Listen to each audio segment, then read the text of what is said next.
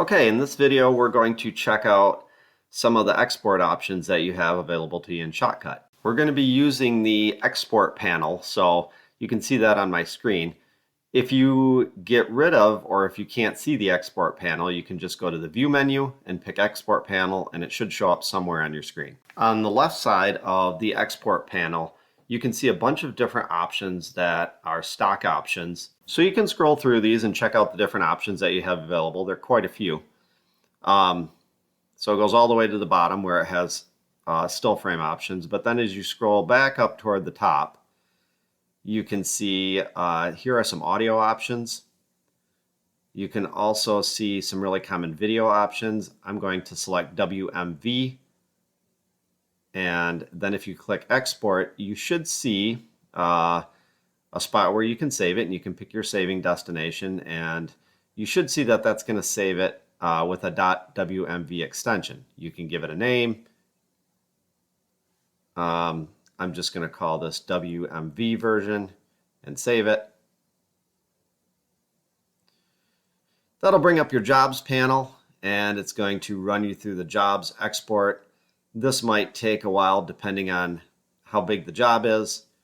I'm going to fast forward a little bit here. I'll just speed that process up a little bit. But eventually you get to 100%.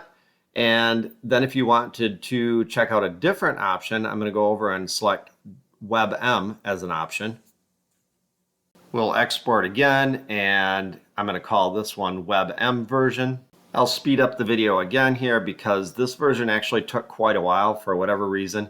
This took a couple minutes for it to actually finish to 100%.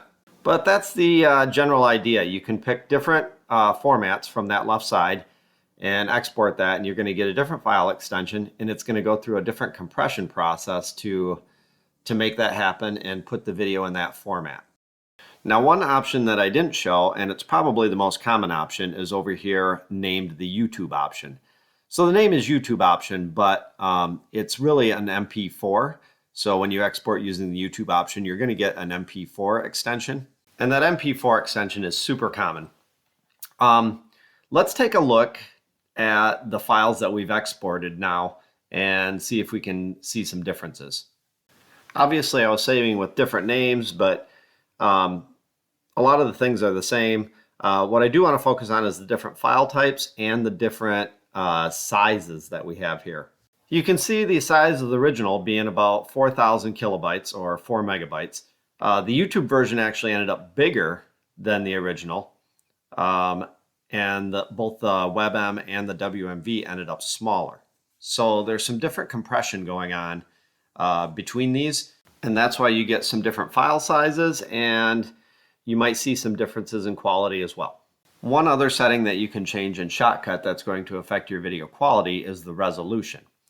To do that, you're going to go to the settings menu and you're going to pick video mode. The different video modes that you're going to see focus a lot on your resolution. You can see that you've got some 720s, you've got some 1080s, you've got some UHD or ultra high definition 2160s, and within these you've got some options that have an I on the end and a P on the end. So the I stands for interlaced and the P stands for progressive. With interlaced, they are only actually going to show you every other line of video, so it's going to be a smaller video file. With the progressive, they're going to show you every line. You can also see an FPS setting on these. That stands for frames per second. So the more frames you show per second, the better quality you're going to be, but you're going to sacrifice with a bigger size as well. So you can make changes to that, and that's also going to affect your resolution. And obviously for the best quality videos, you're going to want the highest resolution with the most frames per second, but you're going to create a much larger file than if you were to choose the lowest resolution with the least frames per second. So ultimately, ShotCut's got a bunch of choices, a bunch of settings that you can change. As far as what you're actually going to pick for a specific project, it's a balancing act, and you have to account for what your formats or what your platform's going to accept. So if you want to put it on YouTube, you gotta be aware of what YouTube will take. You also have to have a manageable file size that's not going to be too big. You're going to be able to stream it. You're going to be able to transfer it, and you want a good enough quality. So like I said, it's a balancing act and each project is different, but hopefully this video showed you how you can use ShotCut to make those adjustments.